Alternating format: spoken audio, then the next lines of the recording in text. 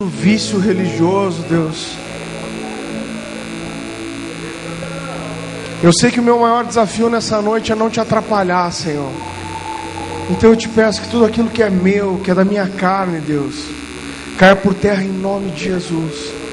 Mas que aquilo que é genuinamente do teu Espírito possa encontrar terreno fértil no nosso coração, Senhor.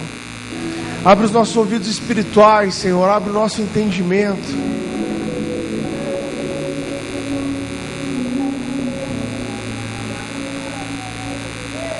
Nós precisamos que tudo que nós recebemos aqui, Senhor, gere vida. Nós estamos aqui buscando o Teu Espírito, mas quando o Senhor Jesus falou sobre o motivo de ser ungido pelo Espírito de Deus, Ele disse: o Espírito do Senhor está sobre mim, pois Ele me ungiu para, e todas as outras coisas que vêm envolvem servir, Deus, servir o próximo, servir as pessoas que nós tocamos. Nós precisamos que aquilo que o Senhor tem para nós essa noite possa ser enraizado no nosso coração e venha dar fruto, Senhor, na nossa vida e na vida daqueles que estão perto de nós. Então enraiza, Pai, faz a Tua verdade brilhar para nós essa noite, em nome de Jesus, Senhor, em nome de Jesus.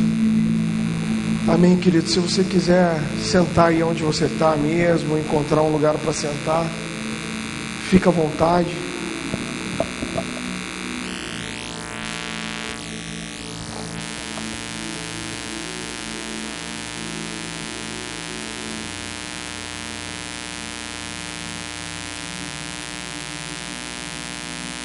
Estar aqui com vocês, é um momento tão especial, um evento desse porte. É para mim uma honra estar aqui, e eu tenho um prazer especial, porque eu sou quase lagiano. Minha esposa é lagiana, os avós dela, tios, primos dela moram em Lages até hoje. Faz uns 10 ou 12 anos que eu passo todo o Natal aqui. Amo essa cidade. E para mim é uma alegria estar podendo ministrar mais uma vez aqui. Tenho certeza que o Senhor tem grandes coisas para nós essa noite, amém? Queridos, eu gostaria só de falar de alguns materiais que a gente trouxe primeiro. A gente investe dinheiro em tanta coisa, mas a gente tem que aprender a investir naquilo que edifica a nossa vida, acrescenta para nós.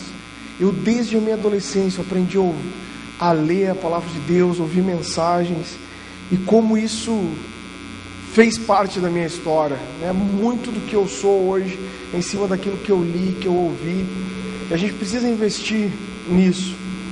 Eu trouxe alguns DVDs ali. Nós temos uma conferência lá em Curitiba que acontece uma vez por ano, que é o Desperta. Nesse ano o Samuel esteve com a gente, o pastor Luciano Subirá, o pastor Luiz Hermínio e o Jason Upton, né? Para quem não conhece, é uma das maiores referências mundiais de adoração. E a gente gravou toda a conferência em DVD. Então são 7 DVDs. Todos os DVDs têm tanto a parte de música quanto a ministração da palavra. Então tem ali 2 CDs do Jason Upton, 2 do Luciano Subirá, 2 do Luiz Hermínio e 1 com uma mensagem minha. Tem música do Samuel, Ministério 9 Graus. Queridos, R$10 o CD. Eu não trouxe muito, tem 10 de cada título. CD do Samuel Moraes, R$15, para quem não tem ainda, excelente CD.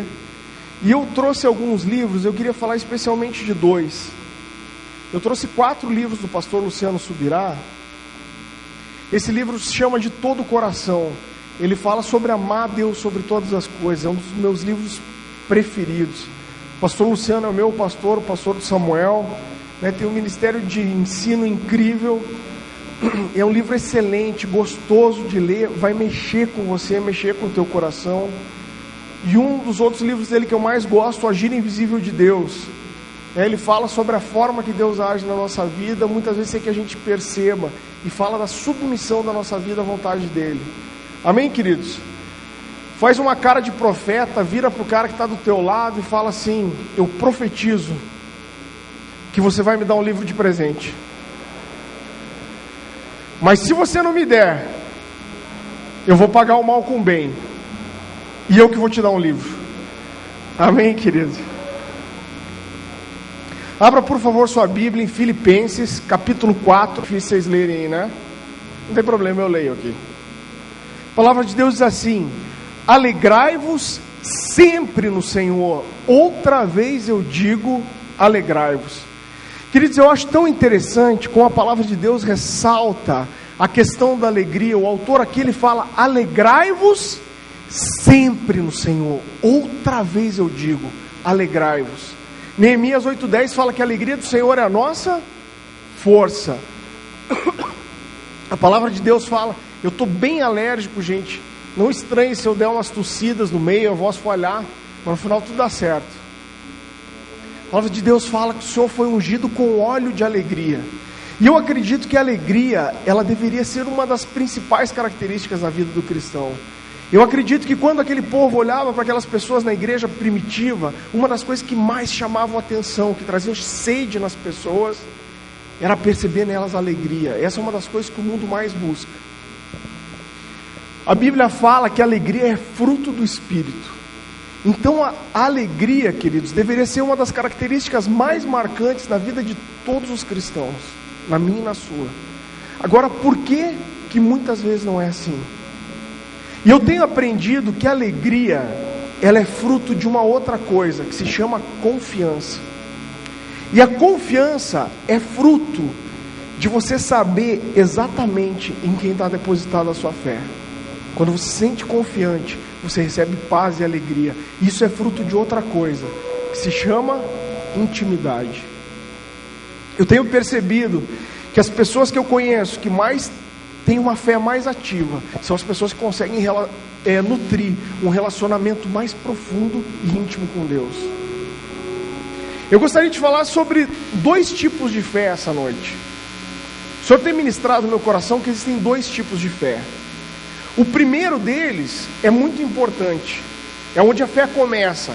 É um nível de fé onde eu consigo acreditar que Deus pode me dar aquele emprego que eu preciso, Deus pode curar aquele meu familiar que está doente, Deus pode converter aquela pessoa que eu amo e ainda não é convertida. Esse é um nível muito importante de fé, mas existe um nível muito mais profundo, que é onde eu passo a confiar em Deus, não só por aquilo que Ele pode fazer, mas por quem Ele é. E esse é um nível de fé muito diferente. O pastor Luciano Subirá, ele conta de uma experiência que ele teve quando ele foi ministrar na Itália. E ele fala que a pessoa que levou ele para lá, essa pessoa, quando ele estava em Roma, essa pessoa falou para ele: essa é uma das cidades do mundo que tem mais pontos turísticos relacionados com a história da igreja. Então você tem lá a Praça de Roma, onde os cristãos eram queimados vivos para servir de tocha para iluminar a noite. Você tem o Coliseu, onde eles eram jogados para os leões. E essa pessoa falou: pastor, tem tantos lugares, eu não vou poder te levar em todos, você precisa escolher alguns. E ele falou que um dos lugares que ele escolheu foi uma prisão onde tanto o apóstolo Pedro quanto o apóstolo Paulo ficaram presos. E ele falou que aquele foi um dos piores verões que a Europa teve. Ele andava na rua, ele falou: olha, eu andava na rua e escorria suor. Tá certo que ele é gordinho e isso colabora um pouco. Ele era próspero, né? A gente tem um código de ética entre os gordos, que a gente não fala gordo, fala próspero, né?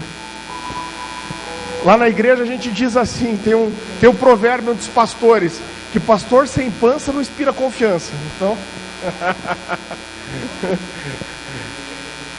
E ele fala o seguinte, irmãos, que quando ele chegou no lugar daquela prisão, ela não era nada mais do que um buraco escavado na rocha, onde você descia por dentro da rocha, e você tinha vários outros buracos, com uma grade na frente, onde eram as prisões. Ele falou que mesmo com aquele calor lá fora, quando ele entrou naquele lugar, lá era úmido, gelado. Ele disse que ele começou a olhar para aquela cena, vendo que naquele lugar não entrava uma luz de sol, era gelado, escuro. Ele olhou para aquelas prisões e viu que ali não tinha uma cama, não tinha um banheiro. Provavelmente as pessoas que ficavam presas ali, elas faziam as próprias necessidades no mesmo lugar que dormiam. E ele disse que ele começou a olhar aquela cena e ele começou a chorar, pensando em como alguém numa situação daquelas pôde escrever tanto sobre o amor de Deus. Mas algumas pessoas chegam num nível de fé, queridos, uma revelação de quem Deus é, do amor dele por elas, que as coisas externas não influenciam mais. Eu gostaria de ler alguns textos para você. Você não precisa abrir, a gente esteja difícil para você ler. São textos conhecidos, mas são tão profundos. 2 Timóteo 1,12 diz assim, o apóstolo Paulo diz assim: porque eu sei em quem eu tenho crido, e eu estou certo de que Ele é poderoso para guardar o meu depósito até aquele dia. Eu sei em quem eu tenho crido, eu conheço Ele, eu tenho relacionamento com Ele. Queridos, esse texto é tão profundo, palavras profundas de um homem que vivia a profundidade com Deus. Romanos 8, 35 a 39 diz assim: quem nos separará do amor de Cristo? Será tribulação, ou angústia, ou perigo, ou fome, ou nudez, ou espada? Como está escrito: por amor de ti somos entregues à morte o dia todo, fomos considerados como ovelhas para o matadouro. Em todas essas coisas, porém, somos mais do que vencedores por meio daquele que nos amou. Porque eu estou bem certo de que nem morte, nem vida, nem anjos, nem principados, nem coisa do presente, nem do porvir, nem altura, nem profundidade, nem qualquer outra criatura poderá nos separar do amor de Deus que está em Cristo Jesus, nosso Senhor. Você perdeu uma boa oportunidade de dar um glória a Deus. E sabe o que é mais interessante? É que o cara que escreveu essas palavras, ele não estava sentado no sofá da casa dele, com um copão de 700 ml de coca, cheio de gelo, assistindo o programa de TV favorito, e ele falou: nossa, eu tive um momento de uma inspiração poética aqui, e eu vou escrever uma coisa bonita para Deus. Não, mas o cara que escreveu essas coisas, ele sofreu surra, apedrejamento, naufrágio, picada de cobra, necessidade. E ele disse: em todas essas coisas, porém, sou mais do que vencedor. Queridos, não tem nada de errado nisso, mas é muito fácil às vezes a gente colocar um adesivo no nosso carro dizendo: sou mais do que vencedor. Mas por quê? Porque o compromisso dele, o amor dele, isso não exige nada de nós. Mas quando a gente chega nas outras coisas, de perseguição, nudez, perigo ou espada, a gente tende a querer deixar essa parte do texto de lado.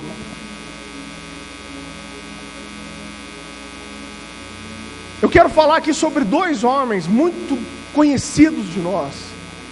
Eu vou falar rapidamente sobre isso, não vou me estender.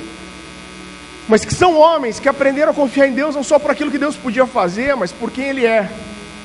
Nós conhecemos a história de Abraão. A Bíblia fala que Abraão era idoso.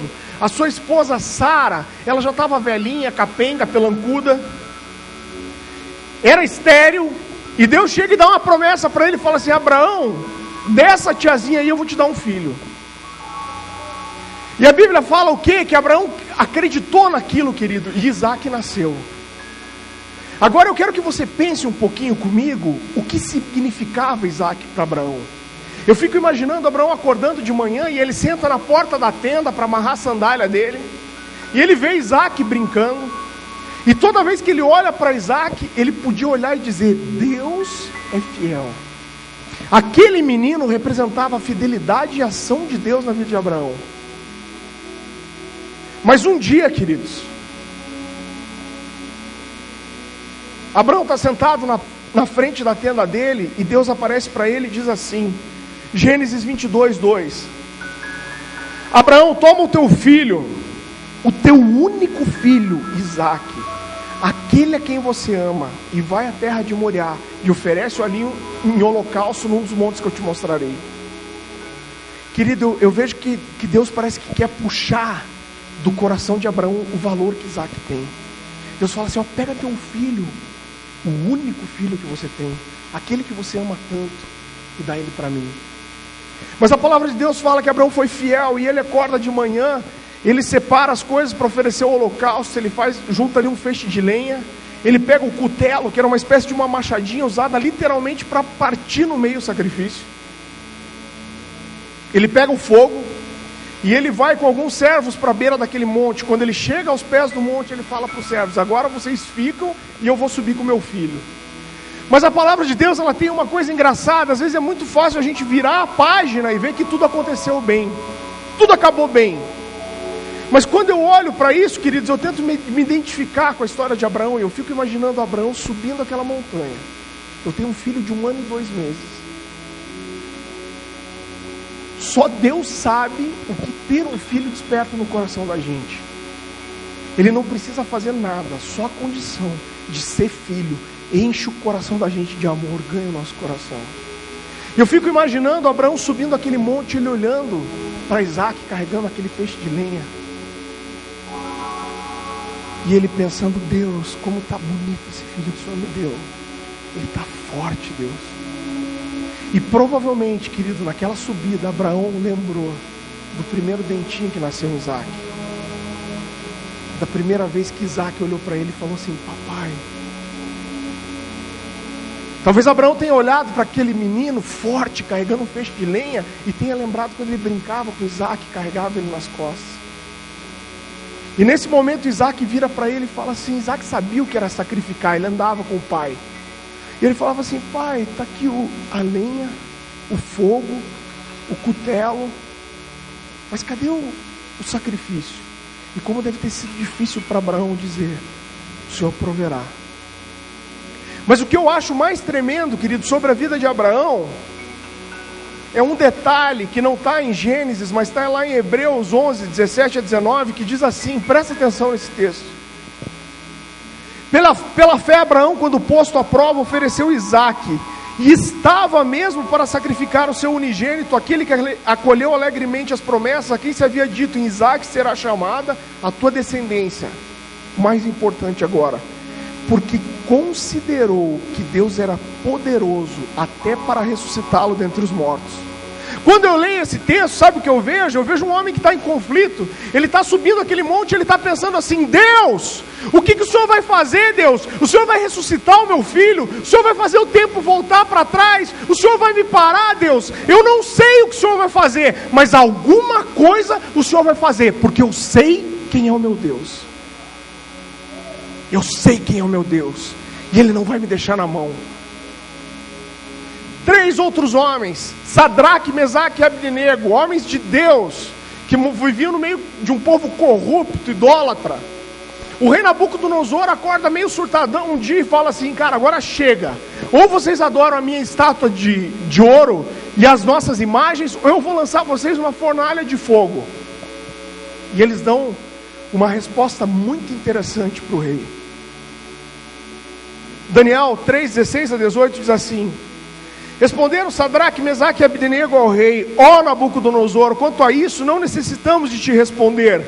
Se o nosso Deus, a quem servirmos, quer livrar-nos, Ele nos livrará da fornalha de fogo ardente das tuas mãos, ó rei. Se não, fica sabendo, ó rei, que não serviremos os teus deuses e nem adoraremos a imagem de ouro que levantaste. O que esses homens estão dizendo? Nós conhecemos o nosso Deus, a gente sabe quem Ele é, e Ele é poderoso. Se Ele quiser, Ele vai nos livrar dessa fornalha. Mas se Ele não quiser, vai valer a pena morrer por esse Deus. Porque a nossa fé não está só em Ele poder nos livrar, a nossa fé está em quem Ele é. Você entende a diferença, querido?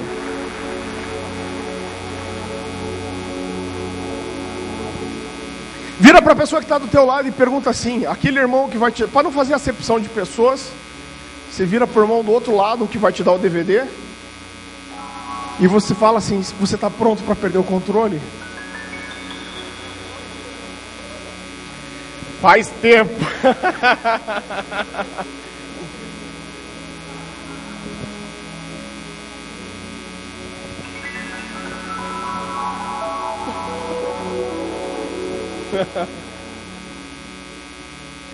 Queridos, deixa eu compartilhar um pouco da minha história com vocês.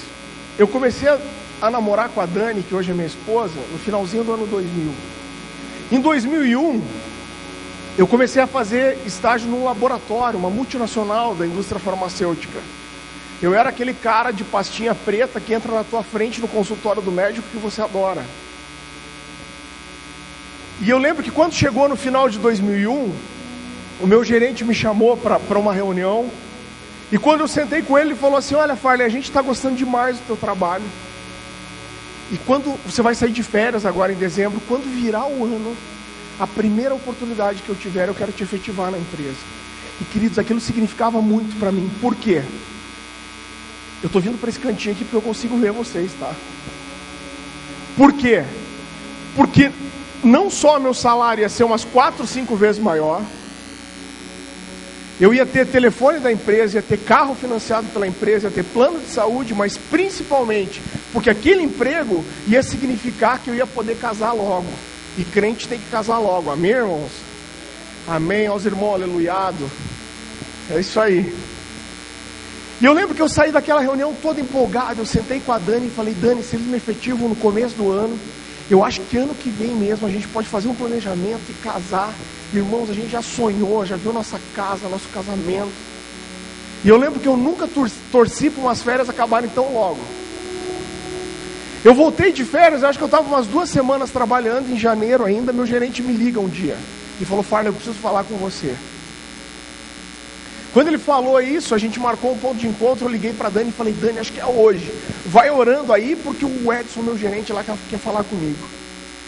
E querido, quando eu encontrei com ele, ele falou assim, olha Farley, a gente teve algumas mudanças na empresa a nível nacional. E eu não só não vou poder te efetivar na empresa, como todos os estágios a nível Brasil foram cortados.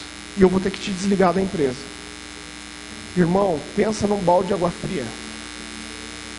Ligar para a Dani e falar, olha, o cara me desligou da empresa, não vai me efetivar.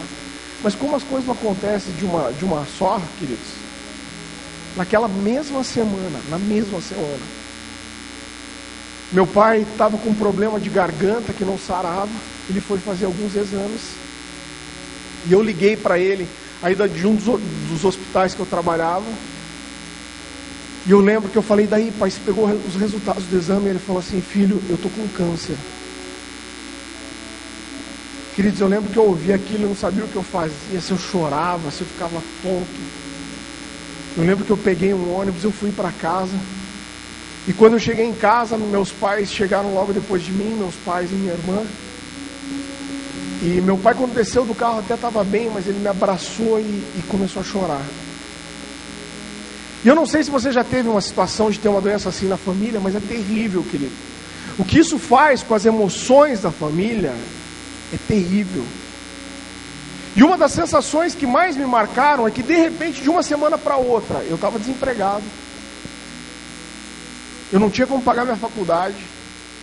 E meu pai estava com câncer. E uma das sensações que mais me marcaram é que você vai dormir e você acorda de manhã, quando você consegue dormir, e você vai se espreguiçar e por um momento parece que está tudo bem. Então você dá um suspiro e a lembrança de tudo que está acontecendo na tua vida vem, parece que uma nuvem negra baixa em você. E eu lembro que num daqueles primeiros dias, queridos, eu levantei uma manhã cheio de tristeza. E na casa dos meus pais até hoje tem uma árvore bem grande, uma castanheira. E eu lembro que eu fui para debaixo daquela árvore chorar diante de Deus. Eu comecei a falar, Deus, falei, tudo estava indo tão bem, eu ia ser efetivado, Deus. Eu falei, agora Deus, eu perdi meu emprego, não tenho como pagar minha faculdade. Eu falei, Deus, meu pai está chorando num canto, minha mãe no outro, minha irmã no outro. Eu falei, Deus, eu não quero perder meu pai. Eu falei, eu estou brigando para ter condições de ter uma família com a Dani, sustentar uma casa. Se meu pai morre, eu vou ter que sustentar minha mãe, minha irmã. E eu queria dizer uma coisa primeiro, queridos. Eu vou contar alguns testemunhos para vocês. E às vezes a gente conta algumas coisas, parece que a gente vive o sobrenatural todo dia desse jeito. Mas a grande verdade é que nem todos os dias são sobrenaturais dessa forma. Mas é a nossa disciplina e a nossa fidelidade nos dias naturais é que torna os dias sobrenaturais possíveis. E naquele dia Deus falou comigo de uma forma muito clara. E Ele disse assim, Ele me perguntou assim, Farley, você ama teu pai? Eu falei, Deus, eu amo meu pai. E Deus me perguntou de volta, Farley, você ama teu pai? Eu falei, Deus, me senti meio contrariado com aquilo. Eu falei, Deus, o Senhor sabe o quanto eu amo meu pai. E Deus me falou uma coisa, queridos. Naquele dia que mudou a minha vida, Deus me falou assim, ó, não importa o quanto você ama o teu pai, ou quanto um dia você possa chegar a amar seu pai, eu amo ele muito mais, e amo você. Confia em mim. Querido, aquilo foi como se aquela dor fosse arrancada do meu coração. E eu lembro que eu fiz uma oração naquele dia, eu entendi que Deus queria me falar alguma coisa. Que bom, agora eu posso ver todo mundo. E eu lembro que eu fiz uma oração e que eu disse assim: Deus, eu creio que meu pai vai ser curado, eu acredito que ele vai ser curado, mas se ele não for, não vai mudar nada entre nós. E queridos, eu lembro que eu acordava todas as manhãs, e quando aquela tristeza queria vir no meu coração, eu batia no meu peito e falava assim: ó, ninguém me ama como Deus me ama. Fecha teus olhos e diz para você, fala assim: ó, ninguém me ama como Deus me ama. Ninguém me ama como Deus me ama. Eu lembro que a Dani ligava às vezes chorando para mim, e ela chorava e falava: Farley, como que você está? Você está bem? Eu estou preocupada com você. E eu dizia para mim mesmo, eu falava: Deus, se a Dani está preocupada comigo, o Senhor está muito mais, porque o Senhor me ama de uma forma que ela nunca vai conseguir me amar. E queridos, nessa situação, eu falei: o que eu tenho que seguir com a minha vida. O mesmo gerente que tinha me desligado daquele laboratório, ele me indicou para uma outra vaga em uma outra multinacional. E eu lembro que eu fui lá, eu fiz a entrevista, e aquele gerente falou assim: Farley, eu gostei muito de você, a vaga é tua. Só que na outra empresa que você trabalhava, eu trabalhava direto em dois hospitais em Curitiba, o Cajuru e o Evangélico. Ele falou: você ficava só no hospital, agora você vai visitar os hospitais, mas consultórios também, então você precisa de um carro. Ele falou: se você conseguir um carro, a vaga é sua. Irmão, consegui um carro, não tinha R$1 no bolso. Eu lembro que na época, meu pai, tadinho, ainda fazendo quimioterapia, foi me ajudar a tentar comprar um carro. E queridos, meu pai, depois de muita quimioterapia, radioterapia, depois de perder todo o cabelo, muito peso, meu pai estava curado, amém? Mas nessa fase que meu pai estava fazendo ainda a quimioterapia, ele falou: filho, eu vou te ajudar, vamos tentar comprar um carro. Eu não sei se você já teve experiência de tentar comprar um carro mais velhinho, sem entrada, mas você não consegue. Né? O pessoal só financia carro mais novo, 100%. E eu lembro que eu comprei um carro, querido, com 1 ano e meio de uso, foi meu primeiro carro. Um Golzinho Special, aquele Gol bolinha, branquinho, tinha 1 ano e pouquinho de uso, meu primeiro carro. Fui trabalhar faceiro. Falei: vou levar a vida adiante. E querido, eu lembro que meu salário dava assim, ó, eu pagava o financiamento do carro, eu vendia meu vale-refeição para poder pôr combustível no carro e levava sanduíche todo dia. Eu pagava a minha faculdade, eu pagava o seguro do carro, eu entregava meu dízimo e sobrava tipo R$50 por mês.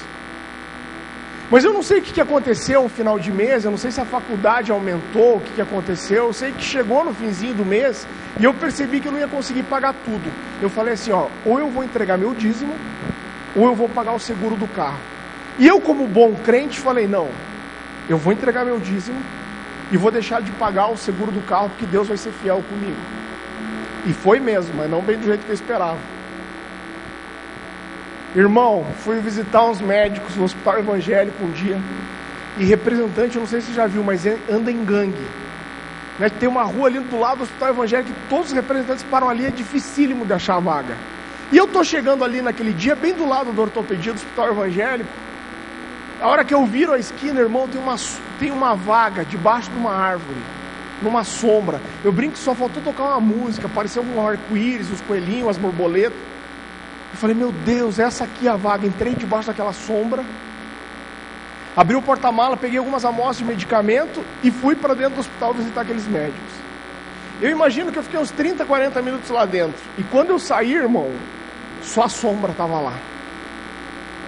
Eu não sei por que a gente faz isso, mas eu já vi outras pessoas que roubaram o carro, acontece a mesma coisa, sendo umas 3 quadras para baixo, sendo umas 3 quadras para cima, como se o carro fosse mudar de lugar sozinho, né? E quando eu vi que tinham roubado meu carro mesmo, eu tomei uma atitude adulta, sentei no meu fio e chorei. Chorei, irmão. Falei: Deus, a única coisa que não podia acontecer, aconteceu.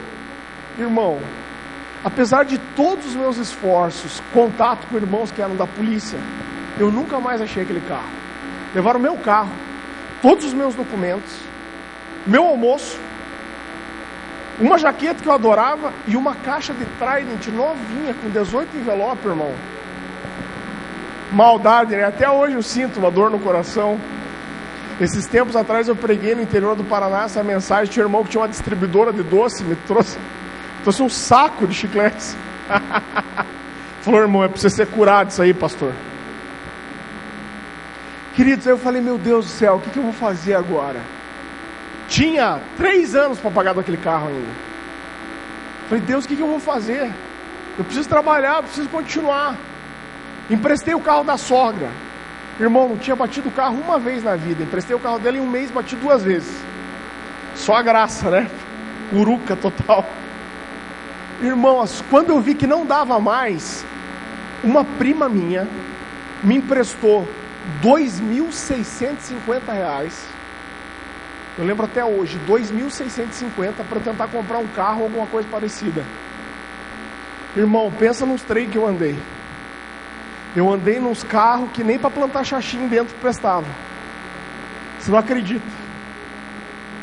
Aí quando eu não tinha mais o que fazer, eu fui um dia no estádio, lá o estádio do Pinheirão, onde tem uma feira de carros usados. E eu parei assim, eu vi um golzinho. 1982, a chaleirinha que chama. Se liga, parece um barco, que ele fica assim, pá, pá, pá, pá, pá, pá, pá, pá, pá, pá, pá, da cor bege mais feia que você possa imaginar. Imagina a mais feia, essa aí. Depois apelidei ele de doce de leite, porque parecia um docinho de leite com 4 rodinhas. Tinha um senhor do lado do carro, eu falei assim, ô tio, quanto que é o carro aqui? Ele falou 2.650. Eu falei, ô aleluia, acho que é um sinal. Quase fiz um. Aí eu, negociador, vendedor também, cheguei para aquele senhor e falei assim, não, vamos ter um desconto, aí eu vou pagar à vista e tal, e eu acho que eu consegui comprar o carro por 2.450, se eu não me engano. Saí faceiro, tava com o carro, e R$200 para pôr combustível até o final do mês. Irmão, enchi o tanque no posto, já descobri 2 coisas do carro. A primeira, o marcador de combustível não funcionava, e eu fiquei acho que 2 anos e meio com esse carro. Pensa num carro que empurrei, irmão. Empurrei aquele carro. A segunda coisa, tinha um buraco quase na boca do tanque ali. Você não podia encher. Se enchesse, eles guinchavam gasolina para fora. Tava andando na rua, tinha um cara fumando, eu tinha que desviar uns 3 metros. Tô voltando o primeiro dia para casa com o carro, irmão. Tô ali na Avenida das Torres, eu passo por uma lombada, eu sinto o carro vibrar e ele faz um... Eu falei, Deus do céu, o que é isso? Parecia o que entrava no Vibracal. Passei em outra lombada. Eu falei, não tá certo esse negócio. Parei o carro na casa da minha mãe, fui olhar.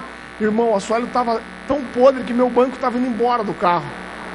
Estava quase igual o carro dos Flintstones. Um amigo meu falou assim, cara, esse carro é bom para chupar laranja, né? Porque dá para jogar semente pelo buraco aqui, ó. Irmão, eu tive que atravessar uma tábua de uma soleira a outra para segurar o banco do lado, dentro do carro. O irmão falou assim para mim, é um carro ungido, né, pastor? Eu falei, por que não? Porque onde você para fica uma poça de óleo. Irmão, a Dani nunca mais andou naquele carro comigo, porque não tinha como você andar naquele carro e não sair com cheiro de frentista. Impossível. Perfume eu não usei enquanto eu tinha aquele carro, era desperdício. Tô voltando da casa dela um dia meio tarde, quando eu tô atravessando o Largo da Ordem, que é uma região meio perigosa de Curitiba ali, furo o pneu. Irmão, pensa no desespero. Falei, meu Deus do céu, não tem macaco esse carro. Falei, não tem marcador de combustível, vai ter macaco? Irmão, desci do carro, saí clamando. Falei, Deus, por favor que tenha um macaco, por favor que tenha um macaco. Abri até com medo daquela tampa lá atrás, né? Olhei, tinha um macaco. Falei, Deus, por favor que funcione, que funcione, que funcione. Tirei o macaco, ele começou a abrir. Mas eu até estufei o peito, né? Coloquei o macaco debaixo do carro e comecei a levantar. Daqui a pouco, irmão, só ouvi um assim, ó. Buf! E sumiu o macaco. Eu falei, rapaz do céu, cadê o macaco? Olhei para um lado, olhei para o outro, nada do macaco. Olhei por baixo, nada. Dei a volta, nada. Quando eu estava quase repreendendo, irmão, eu resolvi abrir a porta. Abri a porta do carro, estava lá dentro o macaco. Tinha atravessado a soleira com 6 meses de carro, já tinha uns 4 buracos de cada lado. Fui no Fogo e Glória lá em Curitiba um dia, estacionei na igreja, fui puxar o freio de mão, veio até que assim, ó. Nunca mais tive freio de mão no carro. Irmão, e o pior, fui trabalhar o primeiro dia com o carro. E que nem eu falei, representante anda em gangue. E representante, todo mundo tem o carro bonitinho, novinho. Eu parei num saguão que tem lá no Hospital Evangélico, onde ficam todos os representantes ali esperando os médicos passarem. E eu tô parado, eu tô ali, a gente ficou um tempo, daqui a pouco alguém falou, acho que a gente já falou com todos os médicos, vamos embora? Eu falei, vamos, levantei, a hora que eu levantei eu falei, Meu Deus, os caras vão ver meu carro. Irmão, senti a bochecha corar na hora assim, ó. Eu criei uma estratégia, falei comigo, já sei o que eu vou fazer. Eu vou descer nem que eu tenha que descer 10 quadras para baixo. A hora que todo mundo tiver entrado no seu carro, eu volto e pego o meu. Mas de Deus me falou daquele jeitinho. E me falou assim: Farley, eu quero te tratar. Você que escolhe se vai demorar mais ou menos. Eu falei: Deus, o negócio é o seguinte, tem que tratar, vem e racha de uma vez. Falei: ô moçada, vem aqui conhecer meu carro novo. Eles estavam passando batido, eu falei: não, é o docinho de leite aqui. Eles fizeram uma roda em volta. Eu entendi que era um minuto de silêncio.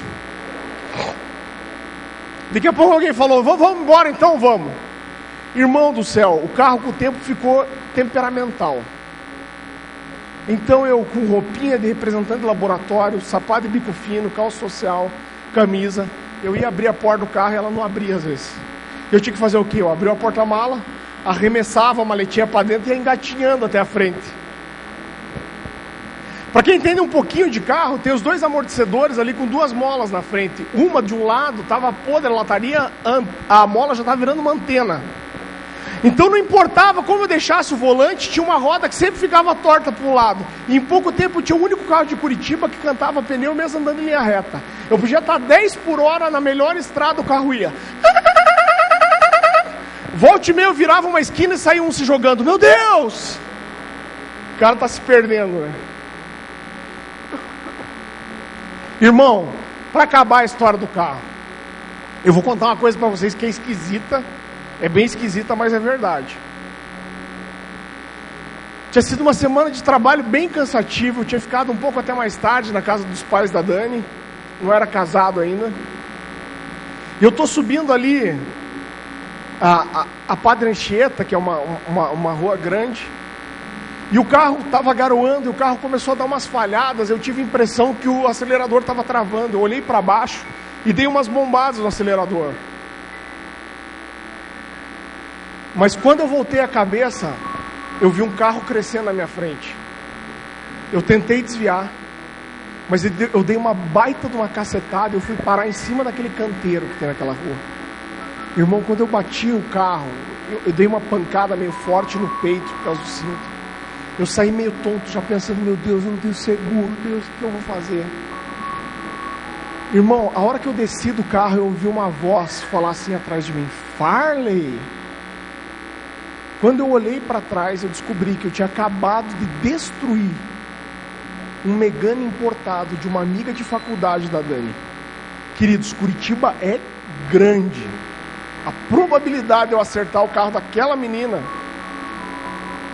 Mas a hora que eu olhei para ela, Deus falou comigo daquele jeitinho. E Ele me disse assim: até a pessoa em quem você ia bater, fui eu que escolhi. Eu continuo aqui com você. Confie em mim. Querido, quando você passa por uma situação assim, você acha 3 tipos de crente. Você acha aquele cara que é mais espiritualoide, e ele fala assim: ah, irmão, você está com uma uruca, você tem que fazer uma corrente de 350 dias, você tem que passar pelo Vale do Sal, o corredor do Cajado de Elias, você tem que fazer alguma coisa. Tem o cara que é o super santo, ele olha para você e faz bem assim, ó: está em pecado. Se não tivesse em pecado, não estava acontecendo tudo isso.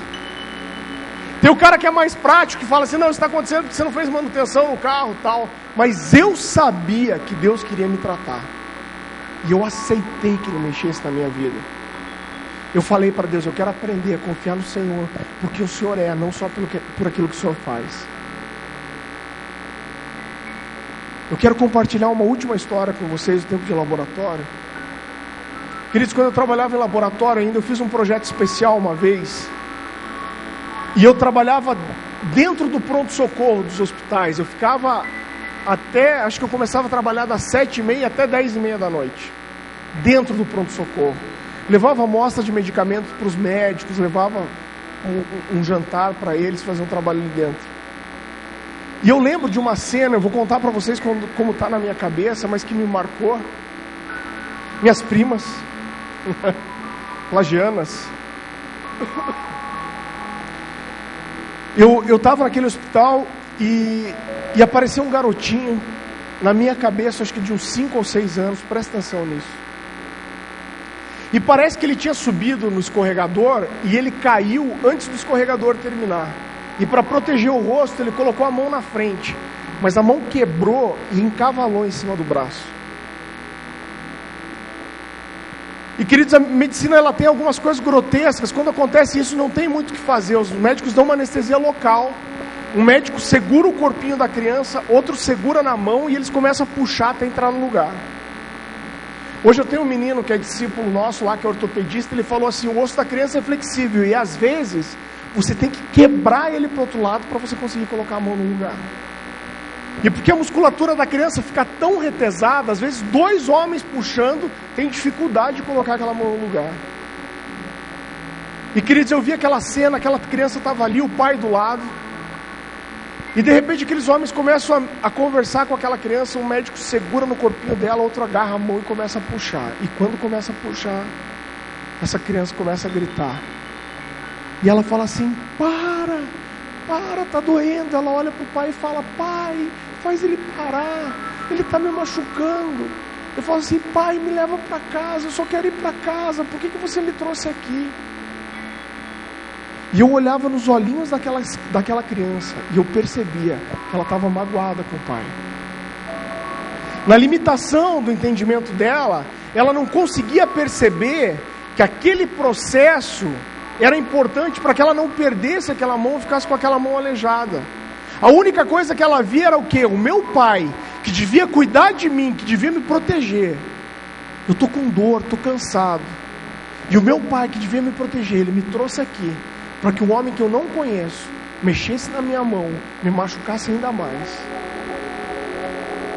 E queridos, muitas vezes nós fazemos isso com Deus. Nós não entendemos alguns processos de Deus na nossa vida e nós nos magoamos com Ele. Mas a gente não pode ser criança para sempre. Essa nossa dificuldade de entender alguns processos de Deus na nossa vida é por não entender a nossa posição como filhos de Deus. Eu não vou me demorar, eu quero contar uma última história para vocês. Eu lancei esse livro aqui, queridos, que é um livro meu, felizmente não trouxe aqui hoje, no dia 31 de outubro de 2008. E eu tenho um capítulo desse livro que eu conto uma mensagem muito semelhante a essa que eu estou contando aqui para vocês. Mas uma coisa que não deu tempo de colocar nesse livro, porque até o livro ir para correção, diagramação, fazer capa, impressão, é um tempo longo. O que não deu tempo de eu escrever naquele livro, que foi que meu pai voltou a ficar doente. Meu pai se curou do câncer, ele ficou alguns anos bem e ele voltou a ter a doença. E logo depois que eu lancei esse livro, inclusive o dia que eu lancei, meu pai não pôde ir no lançamento, porque ele estava fraquinho, tinha acabado de fazer uma quimioterapia. Eu recebi um convite para pregar numa igreja lá em Curitiba mesmo. O Samuel ia ministrar comigo. E o dia que eu recebi aquele convite, o Senhor falou no meu coração, e Ele disse assim: Farley, eu quero que você pregue a mensagem que você fala do teu pai.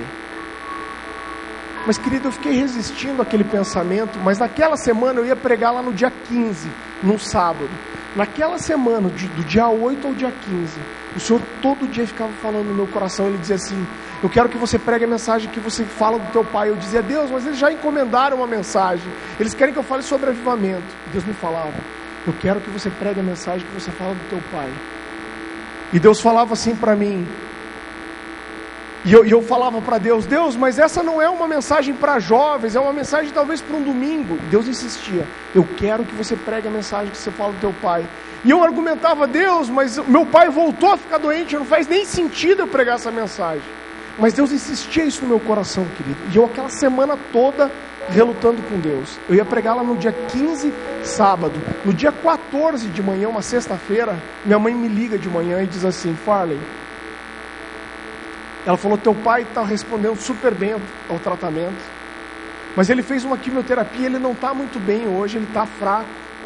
Ela falou assim: eu acho que é uma reação normal, mas por precaução eu gostaria de levar ele no médico. Hoje no final da tarde eu marquei uma consulta para 5h30. E ela falou assim: você pode nos levar? E querido, eu tenho um tio que mora do lado da casa do meu pai, é um profissional liberal. Na época eu não tinha tempo integral na igreja ainda. Normalmente era meu tio que levava meu pai. Mas naquele dia eu falei para minha mãe, eu falei assim, não, eu vou levar o pai. Eu falei com o meu gerente, depois ele me liberou. E queridos, eu cheguei um pouco antes disso, na casa dos meus pais. E quando eu cheguei lá, eu percebi que talvez a coisa fosse um pouco mais séria do que eu imaginava. Eu falei para o meu pai, pai, você tem que se trocar para a gente sair. Ele não conseguia ficar em pé.